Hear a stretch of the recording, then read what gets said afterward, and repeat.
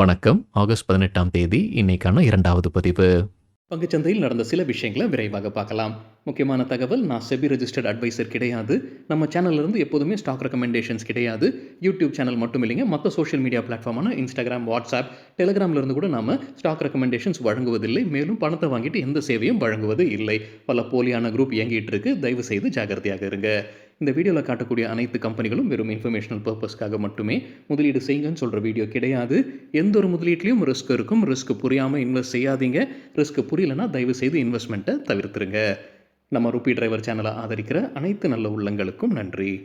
America Canada மீது புதிதாக 50% வரி விதிக்க இருக்கிறாங்க. இந்த செய்தி நம்ம முன்னவே பார்த்துருந்தோங்க. ஆகஸ்ட் 19ஆம் தேதி நாளைக்கு இது அமலுக்கு வருதுன்ற செய்தி நம்ம முன்னவே பார்த்துருந்தோம். இப்போ அது வரப்போகுது. இரு தரப்பினரும் பேச்சுவார்த்தை நடத்தி இருக்கிறாங்க. ஆனால் ஒரு முடிவு எட்டப்படல. அதனால் இப்போ அமெரிக்கா கனடாலேருந்து வரக்கூடிய ப்ராடக்ட்ஸ் மீது வரி விதிக்க இருக்கிறாங்க.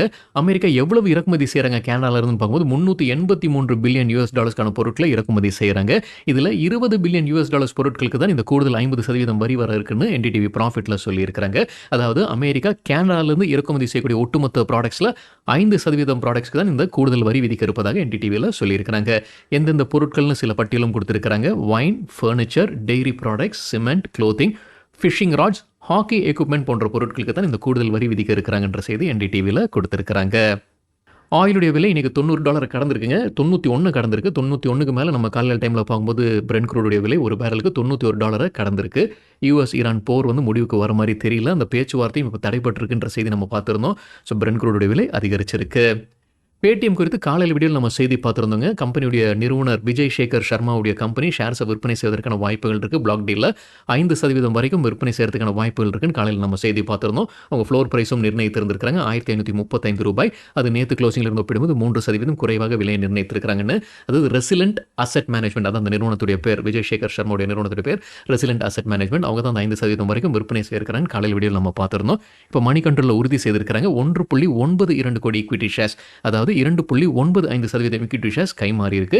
2949 கோடி ரூபாய்க்கான ஷேர்ஸ் கைமாறி இருக்கு. யார் வாங்கி இருக்கிறாங்க, யார் விற்பனை செய்திருக்கிறாங்கன்ற தகவல் இது வரைக்கும் இல்லை. மகாராஷ்டிரா அரசு அவங்களுடைய கான்ட்ராக்டர்ஸ்க்கு நிலுவைத் தொகை வைத்திருக்கிறாங்க. முடிந்த ப்ராடக்ட்ஸ்க்கு இன்னும் பணத்தை ரிலீஸ் பண்ணாமல் வைத்திருக்கிறாங்க. கிட்டத்தட்ட 86,000 கோடி ரூபாய்க்கான ப்ராஜெக்ட்ஸ் முடிஞ்சிருக்கு. அந்த பணத்தை இன்னும் அவங்க கொடுக்காம வைத்திருக்கிறன்றதன் குற்றச்சாட்டு. இப்போ கான்ட்ராக்டர்ஸ் போராட்டம் அறிவிச்சிருக்கிறாங்க. Maharashtra state government contractors federation இந்த அறிவிப்பு வெளியிட்டிருக்கிறாங்க. ஆகஸ்ட் 18, 19ஆம் தேதி போராட்டம் அறிவிச்சிருக்கிறாங்க.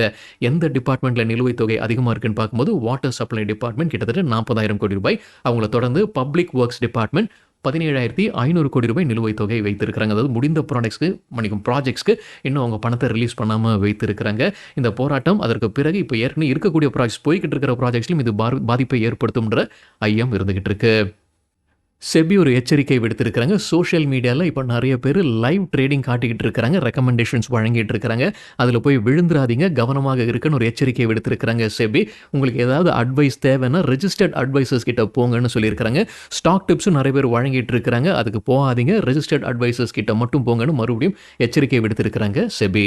தமிழகத்தை சார்ந்த அருண் ஐஸ்கிரீம் இப்போ கூடுதலாக அமெரிக்காவில் கவனம் செலுத்த இருக்கிறாங்க. ஹட்சன் ஆக்ரோவுடைய ஒரு ப்ராடக்ட் தான் அருண் ஐஸ்கிரீம். அருண் ஐஸ்கிரீம் மட்டும் இல்லைங்க, ஐபேக்கோ, ஆரோக்கியா பால் எல்லாமே ஹட்சன் ஆக்ரோவுடைய பிராண்ட்ஸ் தான். இப்போ அருண் ஐஸ்கிரீமை அவங்க கூடுதலாக பிரபலப்படுத்த முயற்சியில் இருக்கிறாங்க. அமெரிக்காவில் நியூயார்க்கில் இந்தியா டே பரேடில் அவங்க பங்கெடுத்திருக்கிறாங்க. ஆகஸ்ட் 16ஆம் தேதி நடந்திருக்கு. அந்த பரேடில் அவங்க பங்கெடுத்திருக்கிறாங்க. முதல் முறையாக 15,000 ஐஸ்கிரீம்ஸ் அங்கே விநியோகம் செய்திருக்கிறாங்க அருண் ஐஸ்கிரீம்ஸ்ன்ற செய்தி வெளியாகி இருக்கு.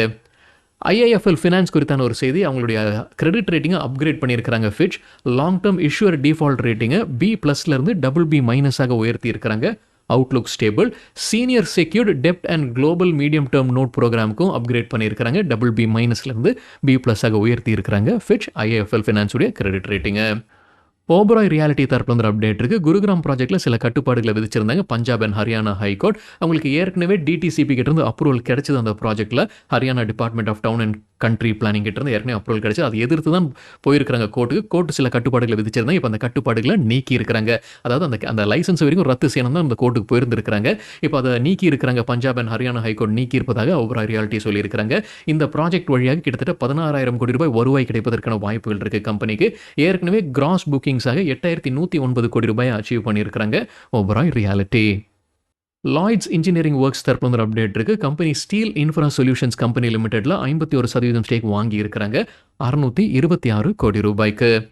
மணிபால் ஹெல்த் என்டர்பிரைசஸ் ஒரு புது முதலீடு செய்கிறாங்க. பெங்களூருல இருக்கக்கூடிய kinder women's hospital and fertility சென்டரை வாங்குறாங்க.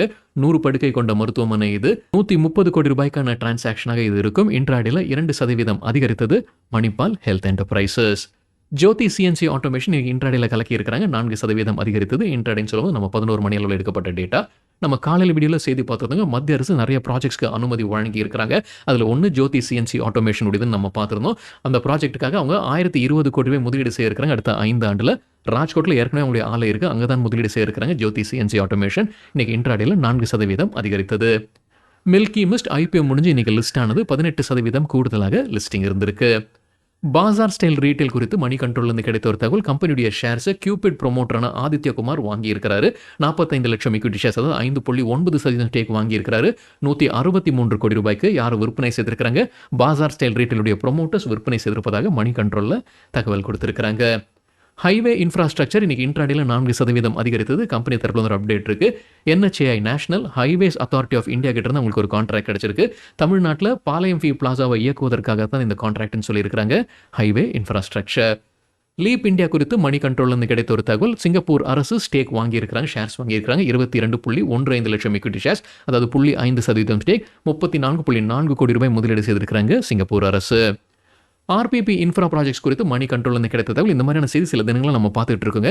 தமிழகத்தை சார்ந்த டிவா ப்ராஜெக்ட்ஸ் ஆர்பிபி இன்ஃப்ரா ப்ராஜெக்ட்ஸில் ஷேர்ஸ் வாங்கிட்டே இருக்கிறாங்க. இப்போ மறுபடியும் வாங்கியிருக்காங்க. 8.5 லட்சம் இக்விட்டி ஷேர்ஸ் கூடுதலாக வாங்கியிருக்காங்க. அதாவது 1.7% ஸ்டேக், கிட்டத்தட்ட 5 கோடி ரூபாய் முதலீடு செய்திருக்கிறாங்க. அதே மாதிரி தாங்க ப்ரொமோட்டர் தான் விற்பனை செய்திருக்காங்க. நம்ம முன்ன பார்த்தோம், ப்ரொமோட்டர் தான் விற்பனை செய்திருந்தாங்க. ப்ரொமோட்டர் யாகாவி எண்ணே 8.95 லட்சம் இக்விட்டி ஷேர்ஸை விற்பனை செய்திருக்காங்க. 1.8% ஸ்டேக், 5.25 கோடி ரூபாய்க்கான ஃபண்ட் ரைசிங் நடத்தியிருக்காங்க ப்ரொமோட்டர். தமிழகத்தை சார்ந்த டிவா ப்ராஜெக்ட்ஸ் வாங்கியிருக்கிறாங்க.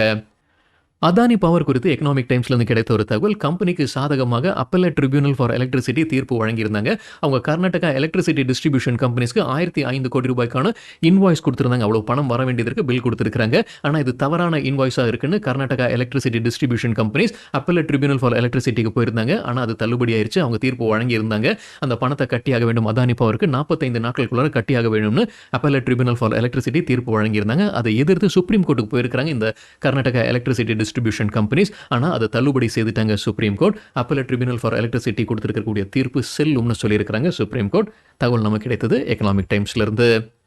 பொன்னி சுகர்ஸ் ஈரோடு குறித்து மணி கண்ட்ரோல்லேருந்து கிடைத்த ஒரு தகவல். Promoter Sesha Sai paper and boards shares வாங்கியிருக்கிறாங்க. 2.9 லட்சம் இக்விட்டி ஷேர்ஸ், 3.4%, 10.15 கோடி ரூபாய் முதலீடு செய்திருக்கிறாங்க. யார் விற்பனை செய்திருக்கிறாங்க?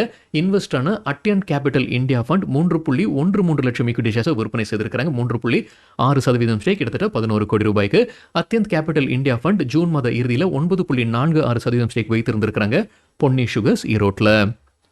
ஏஜஸ் லாஜிஸ்டிக்ஸ் குறித்து எக்கனாமிக் டைம்ஸ்லேருந்து கிடைத்த ஒரு தகவல். அவங்க ட்ரைஸ்டார் நிறுவனத்தை வாங்குவதற்கான கடைசி கட்ட பேச்சுவார்த்தையில் இருக்கிறாங்க. $1.5 பில்லியன் டிரான்சாக்ஷனாக இது இருக்கலாம்னு எக்கனாமிக் டைம்ஸில் அப்டேட் கொடுத்துருக்காங்க. ஸ்பைஸ்ஜெட் குறித்து எக்கனாமிக் டைம்ஸ்லேருந்து கிடைத்த ஒரு தகவல். NCLTயில் நேஷனல் கம்பெனி லா ட்ரிபியூனலில் கம்பெனி மீது 8 பேங்க்ரப்சி வழக்கு இருந்துகிட்டு இருக்கு. 8மே இந்த ஏர்கிராஃப்டை குத்தகைக்கு கொடுத்தவங்க தான் வழக்கு தொடர்ந்து இருக்கிறாங்க. அதில் ஒருத்தருடன் சமரசம் ஆகியிருக்கு. கடைசி நேரத்தில் அந்த சமரசம் ஏற்பட்டிருக்கு. அதனால் இப்போ NCLT கூடுதலாக ஒரு நாள் அவங்களுக்கு கால அவகாசம் கொடுத்துருக்காங்க. மற்ற 7 பேருடனும் ஒரு சமரசத்தில் வாங்க பேச்சுவார்த்தை நடத்துங்கன்னு ஒரு டைம் கொடுத்துருக்காங்க. தீர்ப்பு வந்து நாளைக்கு ஆகஸ்ட் 19ஆம் தேதி அவங்க அறிவிக்க இருக்கிறாங்க NCLT. தகவல் நமக்கு கிடைத்தது எக்கனாமிக் டைம்ஸ்ல இருந்து. லூப்பின் தரப்பு ஒரு அப்டேட் இருக்கு. US FDA united states food and drug administration அவங்களுடைய ஒரு மருந்துக்கு அனுமதி வழங்கி இருக்கிறாங்க. எக்ஸசிவ் டே டைம் ஸ்லீப்பினஸ் சிகிச்சைக்கு பயன்படுத்தக்கூடிய மருந்துன்னு சொல்லியிருக்கிறாங்க லூப்பின். தமிழ்நாடு அரசு இப்போ ரெஜிஸ்ட்ரேஷனில் மாற்றம் கொண்டு வந்திருக்கிறாங்க. மனை வீடுகள் நம்ம ரெஜிஸ்ட்ரேஷன் பண்ணும்போது இப்போ நேரடியாக போக வேண்டிய அவசியம் இல்லை.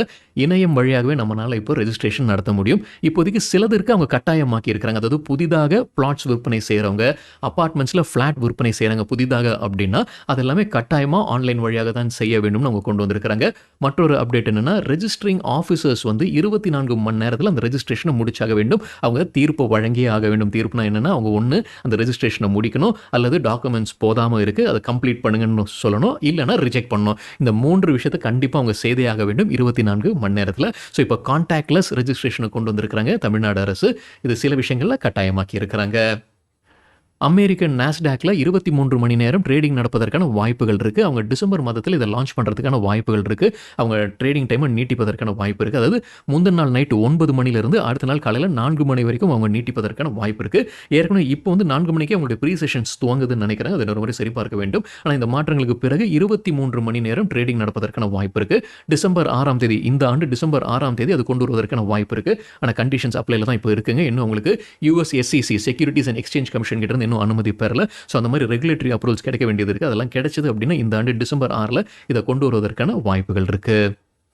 சரிங்க, இதுதான் சில விஷயங்கள் என்னுடைய பார்வைக்கு எட்டியது. நன்றி, வணக்கம்.